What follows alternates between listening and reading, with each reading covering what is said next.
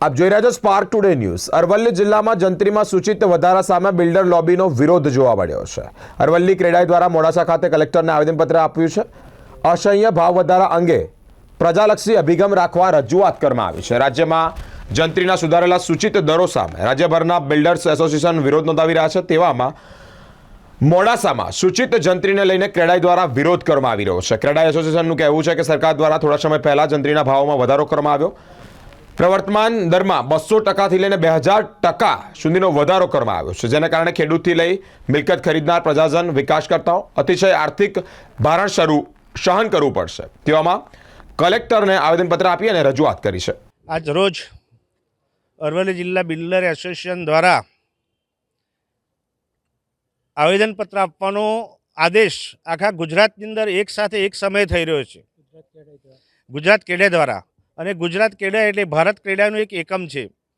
આજે પ્રધાનમંત્રીનું એક સપનું હતું કે દરેકને ઘરનું ઘર મળે ને સસ્તું ઘર મળે, પરંતુ કમરતોડ જંત્રીના ભાવ વધારાના કારણે આજે જે ખેતીની જમીનનો 600 રૂપિયા ભાવ હતો, જેની જગ્યાએ આજે ભાવ સીધો 16,000 રૂપિયા કરી દેવામાં આવ્યો છે, અને જેના કારણે અમને ઘણી તકલીફ પડેલ છે।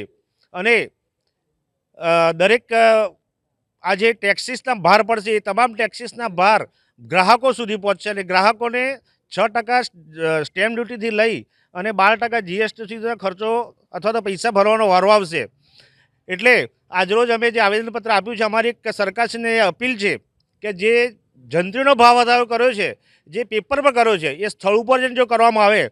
અને અમારા એક બિલ્ડરશ્રી એમણે એક રજૂઆત પણ કરી હતી કે મારી જંત્રીનો ભાવ 10,600 પર ચોરસ મીટર છે, અને આ ભાવે સરકાર જો ખરીદવા તૈયાર હોય તો હું સરકારશ્રીને પણ આપવા તૈયાર છું। એટલે એટલા અસહ્ય ભાવ છે કે જે ખરેખર વ્યાજબી નથી। તો સ્થળ તપાસ કરવામાં આવે, સ્થળ તપાસ કરી અને જો યોગ્ય જંત્રી આપવામાં આવે તો અમે તરત જ બધા જ બિલ્ડરો ગુજરાતના વિકાસની અંદર સહભાગી થવા માગીએ છીએ, અને સહભાગી છીએ જ। ગુજરાતનું આ એક ગ્રોથ એન્જિન એક બિલ્ડર છે। ગુજરાતની અંદર રોજગારીની તકો પણ આ એક બિલ્ડર દ્વારા જ મેક્સિમમ આપવામાં આવે છે। તો અમારી અપેક્ષા અને અપીલ છે કે આ મુદ્દો ધ્યાનમાં લેવામાં આવે। તેમજ આજે એસએલઆરસી સાહેબને મળવાનું થયું, મીના સાહેબને, અને જે એન્ટ્રીઓને લગતા મુદ્દાઓ હતા એ મુદ્દાઓ પણ આજે સોલ્વ થયા છે।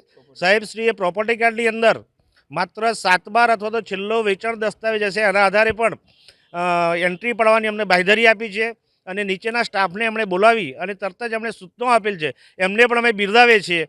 અને આપ સૌ પત્રકાર મિત્રો અમે અપીલ કરીએ છીએ કે ભાઈ આ અંગે નાનામાં નાના ખેડૂત સુધી પહોંચી અને નાનામાં નાના કસ્ટમર સુધી કે સામાન્ય ગ્રાહક સુધી પહોંચી અને એને પડતા ભાવો વધારાનો નિકાલ થાય એવી અમે અપેક્ષા રાખીએ છીએ।